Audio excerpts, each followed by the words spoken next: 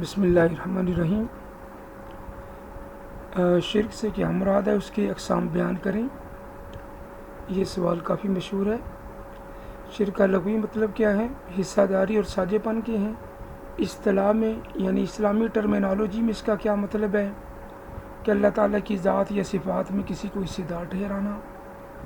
پھر ہم نے اس کا لکھنا کہ اس کا آغاز کب ہوا۔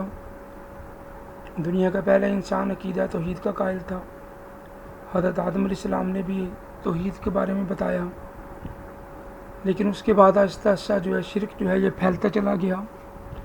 پھر ہم نے شرک کی وجوہات لکھنی ہیں، یہ ایک ایک ہیڈنگ دے کے اس کی تھوڑی تھوڑی ایکسپلینیشن کرنی ہے۔ ایک تو جہالت اور گمراہی کی وجہ سے لوگ وہ شرک کی طرف آتے رہے، جس چیز کو طاقتور سمجھتے رہے اسی کو خدا بنا لیا، اور لوگ خوفزدہ ہو گئے چیزوں سے۔ جس چیز میں ان کو فائدہ نظر آیا، پروفٹ نظر آیا، آسانی نظر آئی، اس میں بھی وہ دلچسپی لینے لگے۔ ان وجوہات کی وجہ سے شرک پھیلتا چلا گیا۔ لوگوں نے دیوتا گڑھ لیے، سمندر کا، آگ کا، وغیرہ وغیرہ۔ اس کے بعد ہم نے ان کی اقسام لکھنی ہے۔ جیسے ہم نے پڑھا تھا توحید کی 3 اقسام ہیں، تو شرک کی بھی 3 اقسام ہیں۔ ذات میں شرک ہے، صفات میں، صفات کے تقاضوں میں۔ اب ایک ایک کو وضاحت کر دیں اور ساتھ ان کا حوالہ دے دیں، ریفرنس دے دیں۔ ذات، اللہ کی ذات میں ذاتی طور پہ شرک کرنا، اللہ کو کسی کی اولاد سمجھنا یا کسی کو اللہ تعالیٰ کی اولاد سمجھنا، تو سورۃ الاخلاص کی آیت کا حوالہ دے دیں، لم یلد ولم یولد ولم یکن لہ کفوا احد۔ اور اس کے بعد جو اللہ تعالیٰ کی صفات ہیں جن کو ایٹریبیوٹس کہتے ہیں، اس کے اندر شرک کرنا۔ مثلا اللہ تعالیٰ غفار ہیں، قادر ہیں، زندگی دینے والے ہیں، تو یہ چیزیں دوسروں میں سمجھنا، یہ صفات میں شرک ہے۔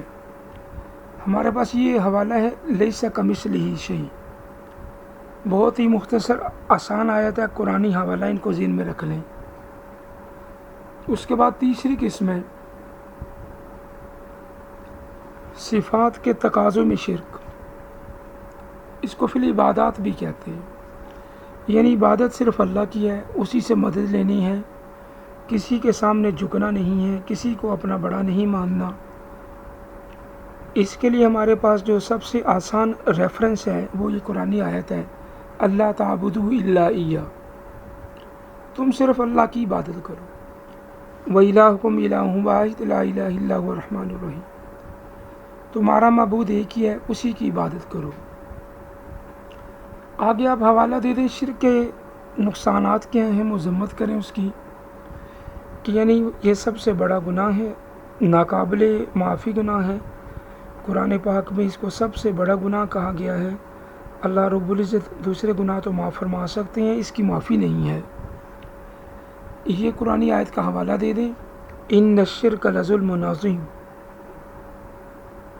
اور اس کے ساتھ ساتھ دوسری آیت ہمارے پاس، اس کا بھی حوالہ دے دیا جائے کہ ان اللہ لا یغفر ان یشرک بہ ویغفر ما دون ذلک لمن یشاء، یعنی اللہ رب العزت باقی گناہوں کو تو معاف فرما سکتے ہیں، لیکن شرک کو اللہ رب العزت ہرگز معاف نہیں فرمائیں گے۔ تو اس کو آخر میں آپ نے کنکلوڈ کر دینا ہے کہ شرک یہ سب سے بڑا گناہ ہے اور یہ ناقابل معافی ہے، اور مشرک کی معافی نہیں ہے۔ اور اس طرح اس کو اپنے سوال کو کمپلیٹ کر لینا ہے۔